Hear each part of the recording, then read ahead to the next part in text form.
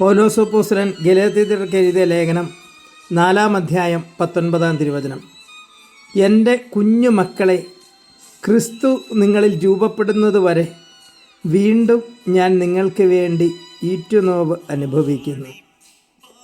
ഈശോ ഏറ്റവും സ്നേഹമുള്ള സഹോദരങ്ങളെ, വ്യക്തമായ ലക്ഷ്യത്തോടെ ജീവിതയാത്ര മുമ്പോട്ട് കൊണ്ടുപോകുന്ന കുറേയധികം ആൾക്കാരുണ്ട്. എന്നാൽ പലരുടെയും പോകുന്ന വഴിക്കാണ് തീരത്തണിഞ്ഞാൽ ശരി, ഈ നടുക്കല ദിക്കറിയാത്ത അവസ്ഥയിലൂടെയുള്ള ചിലരുമുണ്ട്. മനുഷ്യ ജീവിതത്തിലെ വലിയ വേദന എന്നൊക്കെ പറയുന്നത് ഈ പ്രസവവേദന എന്നൊക്കെ പറയുന്നതുകൊണ്ടായിരിക്കാം.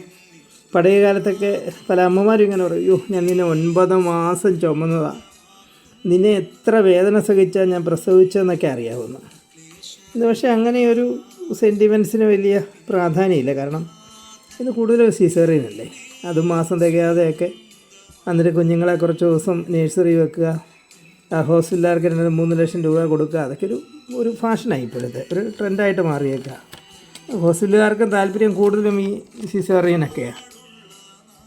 അപ്പോസ്തലൻ നെഞ്ചിനകത്ത് ഈ ഒരു വേദന, സഹനം, വലിയ നീറ്റൽ ഏറ്റെടുത്തത് എൻ്റെയും നിങ്ങളുടെയും ഉള്ളിൽ ഞാനും നിങ്ങളും ഒരു ക്രിസ്തുവായിട്ട് മാറാൻ, നമ്മുടെ ഒരു ക്രിസ്തു രൂപാന്തരപ്പെടുന്നതിന് വേണ്ടിയാണ്. അതുകൊണ്ട് തന്നെ ഒരു നിമിഷം നമുക്ക് നമ്മിലേക്കൊന്ന് നോക്കാം. നമ്മുടെ മണം ക്രിസ്തുവിൻ്റേതാണോ? നമ്മുടെ ഗുണവും നമ്മുടെ നിറവും നമ്മുടെ സ്വഭാവവുമൊക്കെ ക്രൂശിതൻ്റേതാണോ? ആർദ്രതയുള്ള, മറ്റുള്ളവരോട് കരുണ കാണിക്കുന്ന, ദയ കാണിക്കുന്ന, സ്നേഹിക്കുന്ന സ്നേഹത്തിൻ്റെ രൂപമാണോ എനിക്ക് നിങ്ങൾക്ക് ഉള്ളത്? പലപ്പോഴും നമ്മുടെ പ്രാർത്ഥന കേട്ട് പ്രാർത്ഥനയ്ക്ക് ഉത്തരം നൽകുന്ന, നമ്മുടെ ആവശ്യങ്ങൾ നിറവേറ്റിത്തരുന്ന ഒരു ദൈവത്തിന് എങ്ങനെയാണ് എൻ്റെയും നിങ്ങളുടെ ഉള്ളിൽ രൂപപ്പെടാൻ വേണ്ടി പറ്റുക? ഞാനെപ്പോഴും അവൻ്റേതാണെന്നും അവനെപ്പോഴും എല്ലാ വിധത്തിലും എല്ലാ സമയത്തും എൻ്റേത് മാത്രമാണെന്നുള്ള വലിയ ബോധ്യമുള്ള, ഈശോ എനിക്ക് നീ മാത്രം മതി എന്നൊക്കെ പാടുന്ന ആ ഒരവസ്ഥയിൽ മാത്രമേ ക്രിസ്തുവിന് എൻ്റെയും നിങ്ങളുടെ ഉള്ളിൽ രൂപപ്പെടാൻ വേണ്ടി പറ്റത്തുള്ളൂ.